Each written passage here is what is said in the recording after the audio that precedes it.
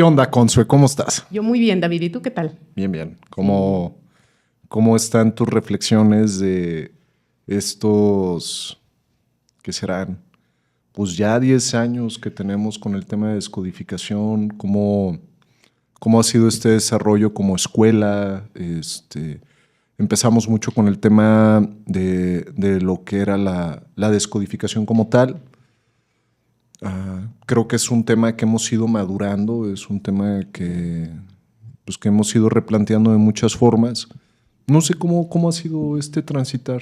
Sí, pues mira, la vida ha sido algo muy padre porque ha sido todo un proceso, como dices tú.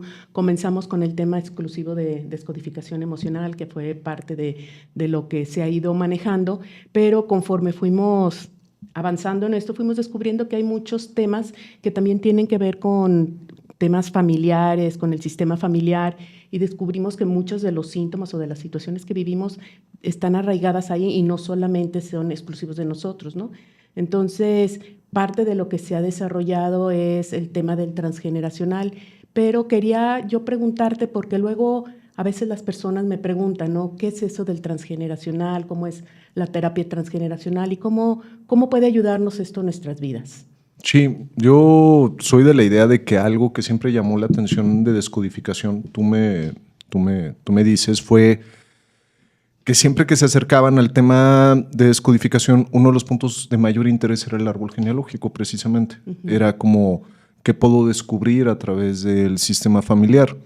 La descodificación planteaba el tema del transgeneracional y ya hablaba de cosas prematuramente, y ahorita voy para allá, de que podía ser que lo que se llama en descodificación el bioshock, que si lo traducimos en otras palabras, el trauma, que puede desencadenar algún síntoma o alguna conducta o algo por el estilo, probablemente no estaba en tu historia de vida de manera reciente, o que tampoco estuviera en tu historia de vida como un filtro, como una adaptación que traemos desde nuestra propia infancia, sino que fuera ya un trauma heredado, un trauma que viene de situaciones inconclusas del sistema familiar y que este trauma heredado va a tener consecuencias con nosotros. Y curiosamente, descodificación ya lo percibía de manera como muy prematura. Y luego llega este libro que tiene otro enfoque completamente diferente, que es este libro de Este dolor no es mío. Okay. Sí, creo que ese es el título del libro y que habla de estas memorias de trauma transgeneracional y ya le empieza a dar como ese enfoque. Entonces, algo que nosotros buscábamos de manera inicial era cuáles eran estas situaciones inconclusas, cuáles eran estos traumas, cuáles eran estas adaptaciones del sistema familiar que ocurrieron en algún momento, y esto que fue ocurriendo pues tiene consecuencias en tiempo presente, ¿no? En nuestra propia vida. Claro, pero ¿cómo es eso de que los traumas, haz de cuenta, los traumas que vivieron nuestros ancestros de alguna manera nos están afectando a nosotros si ni siquiera conocimos a los abuelos o los bisabuelos? ¿Cómo se maneja esto en el transgeneracional? Yo pienso a veces que tiene muchas maneras de explicarse y no creo que todavía exista una evidencia así de esto es así. Y creo que hay mucho que reflexionar sobre el tema. ¿Por qué? Porque sigo poniendo yo el acento, es donde pongo regularmente mi voto de confianza y tiene que ver en la conciencia, ¿no? Entonces, tomar conciencia, darme cuenta de algo, yo creo que arranca un proceso de sanación en ese momento. Y creo que es importante que hagamos esa labor. Entonces, podríamos llegar a decir que lo manejaba Hellinger así, que existe un alma familiar, ¿no? Existe una conciencia del sistema familiar, una inteligencia del sistema familiar, y si habláramos de un inconsciente colectivo, podríamos hablar de un inconsciente familiar, y este inconsciente familiar está entremezclado. Una idea que podríamos llevar es, muchas veces tenemos este pensamiento de el cuerpo es independiente de la mente, ¿no? Okay. Un pensamiento muy planteado desde Descartes. Uh-huh. Y mi pregunta es, a veces supongo que has llegado a pensar así, de decir, bueno, al cuerpo no sé, esto no necesariamente está influido por la mente. Claro.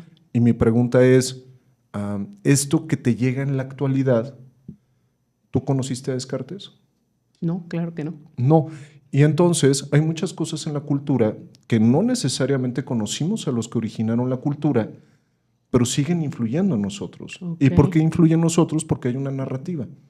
Hay un paradigma, hay una serie de historias que se van platicando que ayuda a desarrollar nuestro sistema de creencias. Lo mismo ocurre con los ancestros. Aunque yo no haya conocido a mis ancestros, existe una narrativa familiar y esta narrativa familiar se va pasando de generación en generación. Entonces, puede ser a través de emociones que se experimentaron en algún momento, pero también puede llegar a ser porque, a ver, se murió el abuelo, ¿no? Uh-huh. Y de mi papá, el papá de mi papá, y yo no conocía a mi abuelo. Uh-huh. Pero sí conozco a mi papá. Y mi papá vive con una serie de asuntos inconclusos. Okay. A lo mejor, como lo maneja Joan Garriga, que se me hace muy interesante, papá a lo mejor no estaba tan disponible por tener este asunto inconcluso. Y claro que va a afectar en la manera en la que yo me vinculo con mi papá. Okay. Entonces, aunque no los conozca, están en la narrativa familiar y la narrativa familiar va a producir adaptaciones sobre lo que está sucediendo. El típico caso del hermanito muerto de la mamá que nadie volvió a mencionar, fue un niño que murió cuando tenía 2 años y se acabó este tema.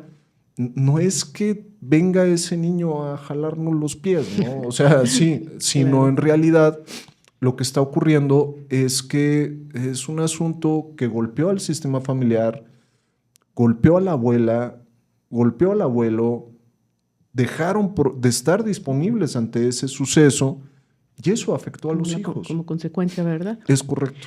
Ajá, y hablando de esto, David, por ejemplo, ¿qué tipo de enfermedades o bloqueos emocionales tienen como su origen en el transgeneracional? Es muy complicado verlo así. ¿Por qué? Porque creo que se volvería determinista, ¿no? A veces pienso mucho en esto y me llama la atención. A ver, a veces salen reels o cosas de necesitas estar bien con tu mamá para estar bien con el dinero, necesitas estar bien con tu papá para estar bien en la prosperidad. Y se me hacen, o sea, respeto mucho, pero luego se me hace un tanto determinista. Soy de la idea de que a veces emociones que no alcanzamos a explicar muy bien o cosas de nuestra vida que tuvieron demasiada influencia. Por ejemplo, hay personas que tienen pérdidas en la vida, ¿no? Okay. Y podríamos hablar de pérdidas económicas.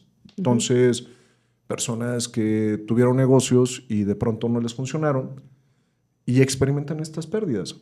Y hay personas que viven estas pérdidas y salen adelante ante estas pérdidas. Pero imagínate que están conectadas con la historia de una abuela que murió y que fue una pérdida dentro del sistema familiar. Okay. Entonces, las pérdidas que ella vive probablemente están todavía ampliadas con una mirada de pérdida, pero todavía más poderosa.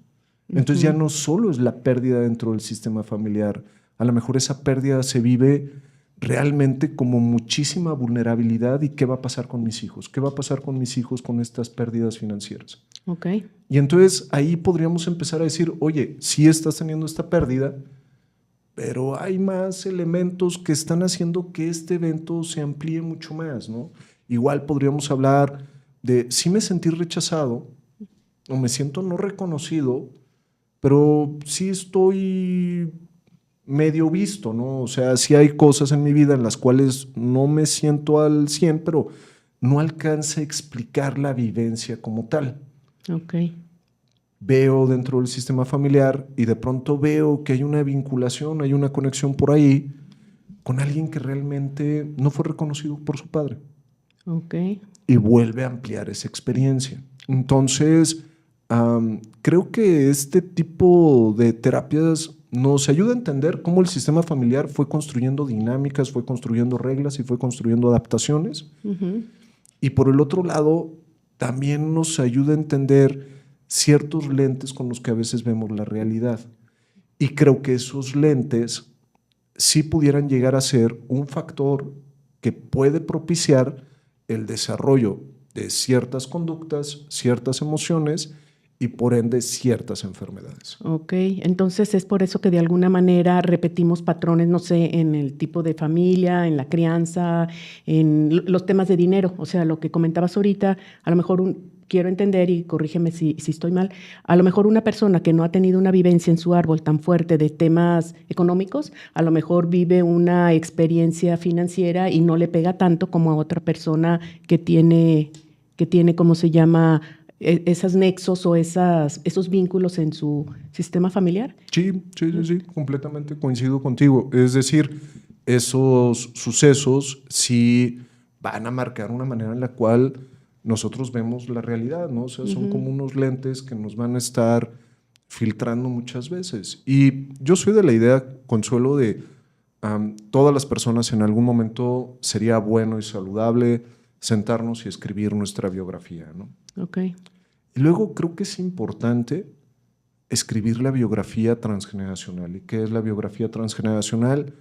Tratar de escribir a partir de nuestro propio conocimiento, de lo que sabemos, la historia de nuestro sistema familiar, como para poder entender estas adaptaciones, poder ver de qué manera los personajes de nuestra familia pues se fueron adaptando a muchas situaciones. Y creo que a la distancia y decimos, no, sí, es que el abuelo dejó a la abuela y X, ¿no? Sí, o sea, cosas que pasan en la vida, ¿no? Y normalizamos sucesos. Y ya cuando volvemos a darle una mirada, pues es una vivencia fuerte. Y esta vivencia fuerte puede llegar a tener implicaciones en la descendencia, ¿no? Dependiendo de cómo se haya vivido. Claro. Y no sé si a ti te pasa, pero de repente uno ve como patrones, pues, por ejemplo, no sé, una forma o un tipo de parejas o patrones que se repiten y pensamos de repente que es nuestro, que nosotros estamos haciendo eso, y hasta que haces un tipo de terapia transgeneracional y todo, descubres esa situación, pero eso se me hace como muy interesante que tiene que ver con esto, ¿no?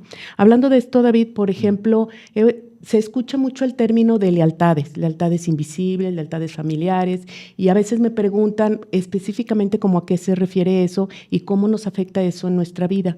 ¿Qué nos puedes comentar de eso? Digo, así, para mí las lealtades son implicaciones en las cuales yo entro dentro de mi sistema familiar, es decir, como entrar en esta sensación de la pertenencia, y para tener pertenencia cargo junto con los demás una forma de ver la realidad. Okay. Entonces, una lealtad que se me pudiera ocurrir ahorita es el abuelo fue un hijo no reconocido.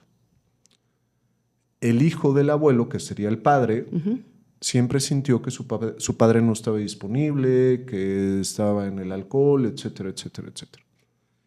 Y yo siento que no tuve papá o que mi papá no estuvo disponible, aunque sí estuvo ahí, porque de alguna manera lo sentí como que no jugaba conmigo o solo era proveedor, o lo que sea, ¿no? Esa podría llegar a ser una lealtad familiar. Es decir, en este sistema familiar vemos a papá desde una mirada de no presencia, de que no está ahí.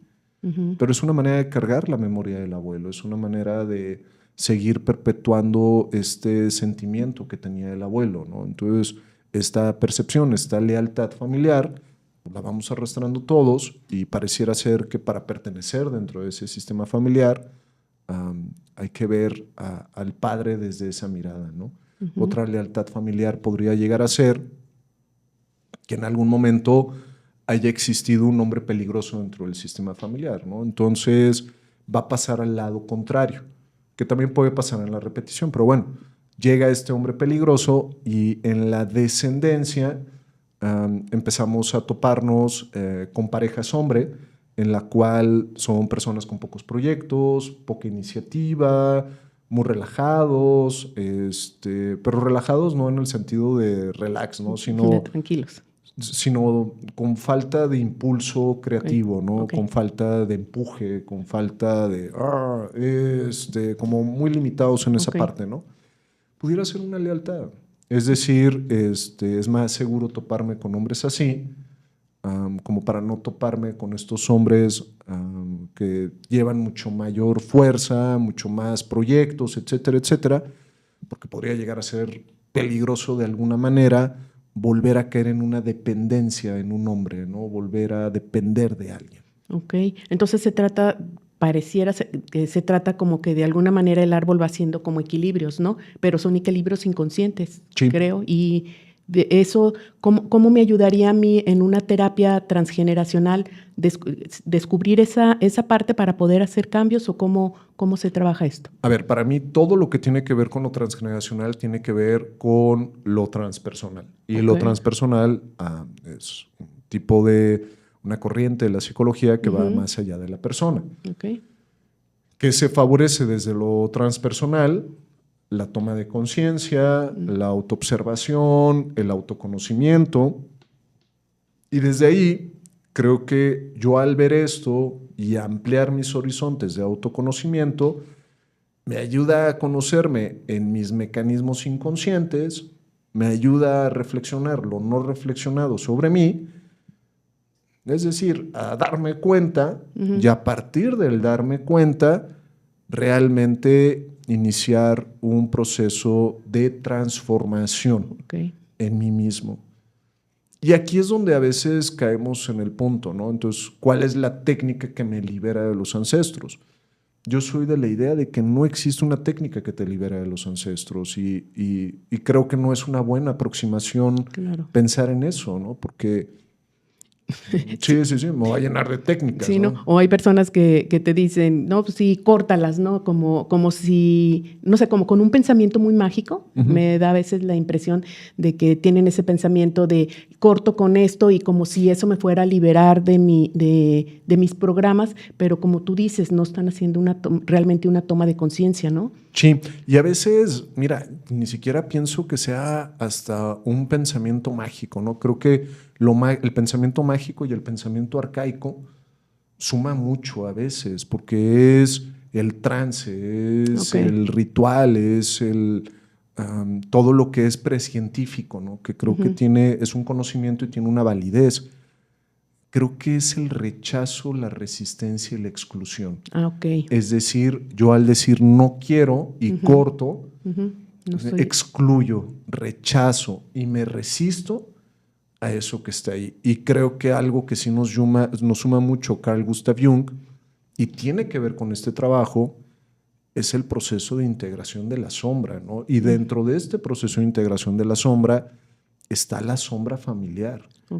Y es muy difícil vivir un proceso de integración del sistema familiar volviendo a relegar todo lo que no queremos otra vez a la sombra, ¿no? Porque decimos esto no, y yo corto y bye bye, esto no lo quiero. Pero sí hay aquí una variante que se me hace muy interesante, Consuelo. ¿Cómo salir de este amor implicado en el sistema familiar, este amor inconsciente, este amor ciego que le llama Hellinger, que también le llama así Joan Garriga, y pasar a un amor individualizado, a un amor hacia uno mismo, a un amor lúcido, a un amor mucho más compasivo? Ese proceso sí tiene que haber una especie, no de corte, sí de revinculación. ¿Y a qué nos referimos con revincular?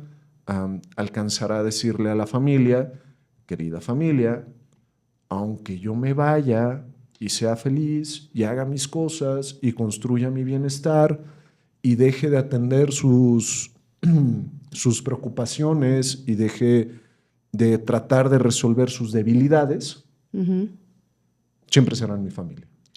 Entonces, me vuelvo a posicionar de una manera diferente en el vínculo con el sistema familiar. Ah, ok.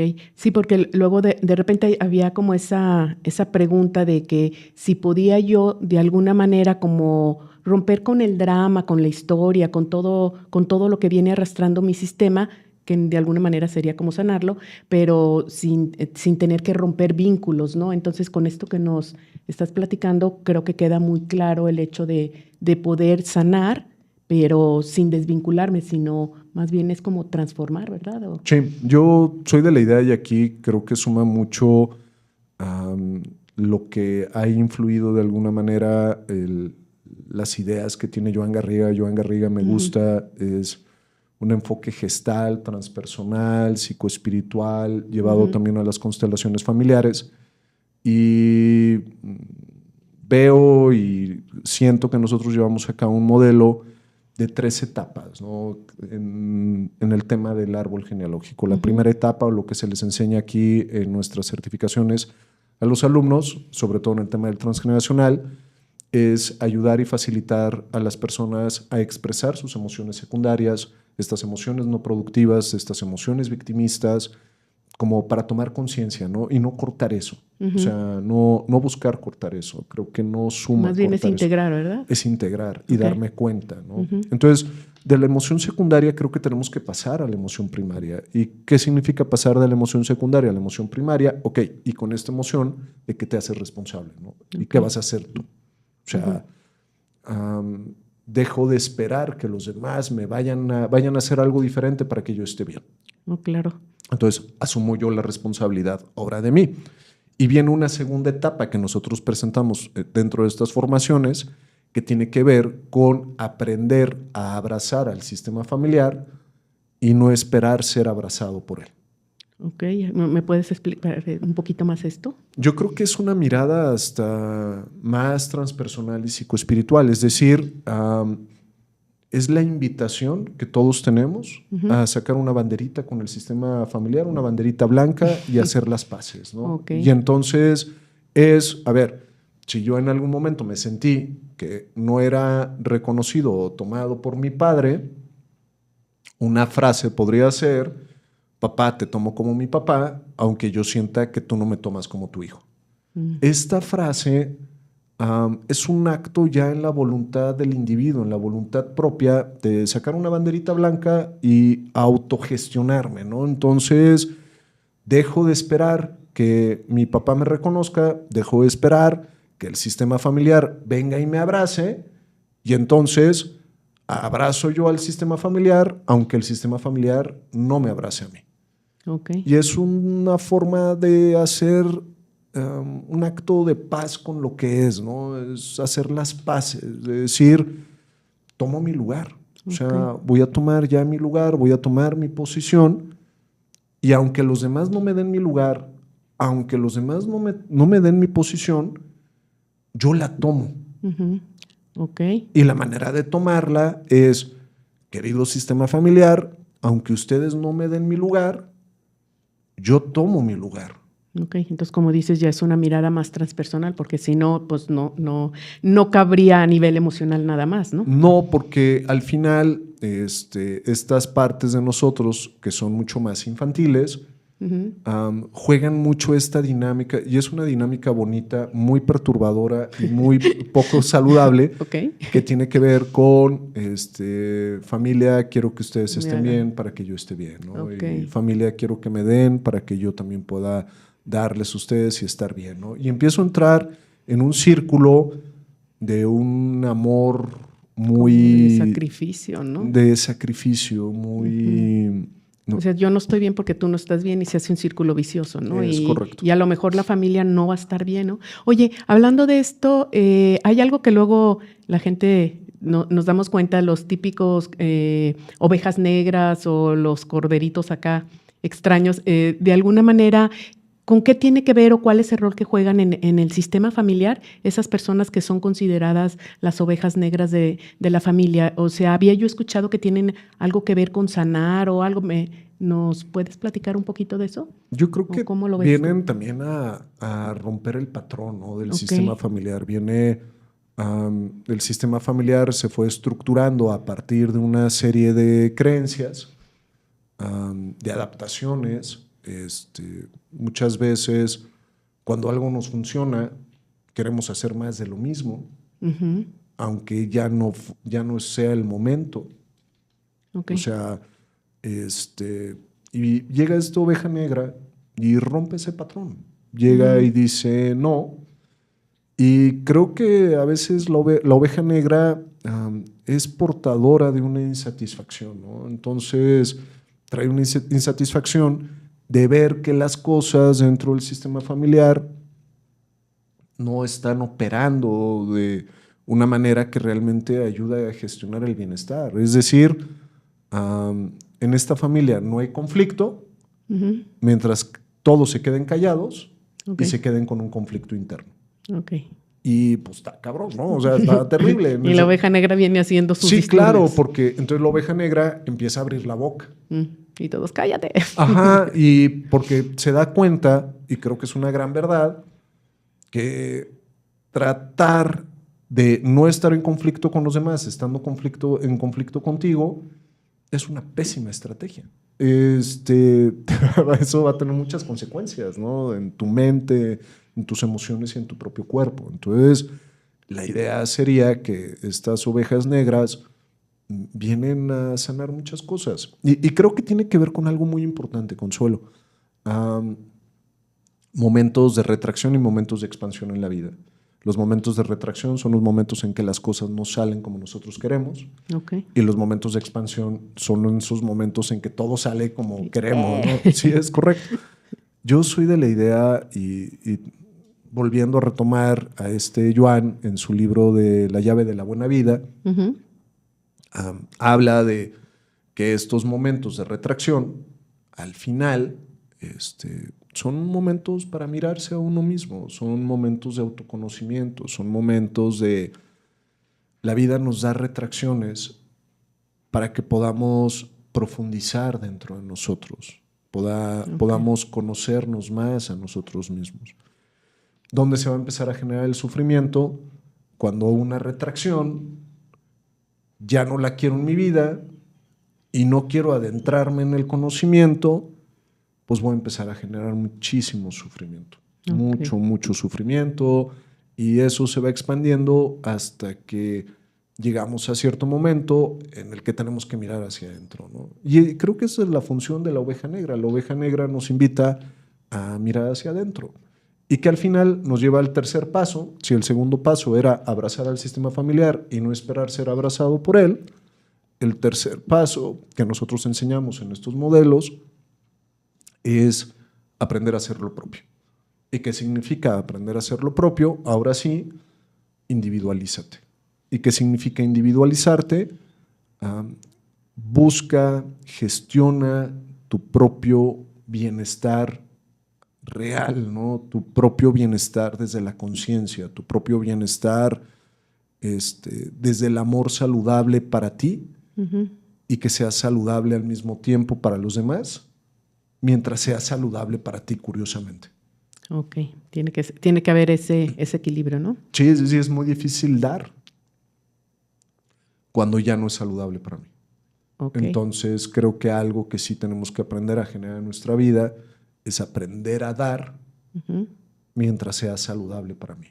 Cuando ya la salud me empieza a referir que ya estoy siendo incongruente, hay que poner una pausa y volver a reflexionar desde dónde estoy dando, ¿no? Y para qué estoy dando. Ok, porque el cuerpo siempre es muy coherente, pues. En ese sentido. Claro. Sí. Oye, ¿y cómo se manejaría o cómo tiene que ver, cómo influiría, no sé, emociones como el perdón, el agradecimiento en el sistema familiar? ¿Cómo podemos integrar esta parte en esta terapia transgeneracional? Sí, y creo que son temas desafiantes, y creo que con esto vamos a tener que cerrar el día de hoy. Sobre el perdón, no sé, el perdón a veces se puede vivir como en una sensación de soy mejor que tú, ¿no? y te doy el perdón porque yo no voy a hacer las cosas como tú las hiciste. Y es un perdón que se vuelve desafiante porque cuando yo digo yo soy mejor que tú, otra vez volví a excluir, volví a mandar a la dinámica del inconsciente familiar, ¿no? Y a veces para mí, más que perdón, pienso en términos de conciliación. ¿Cómo puedo conciliarme con mi sistema familiar, ¿no? Y cuál es una de las cosas o uno de los elementos que debe tener la conciliación que permite que todos los participantes conserven su dignidad.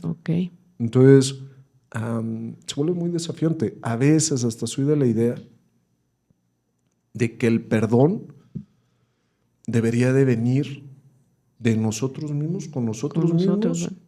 Y muchas veces nuestras partes del pasado deberían de venir a perdonarnos a nosotros mismos por juzgarlas tan fuerte.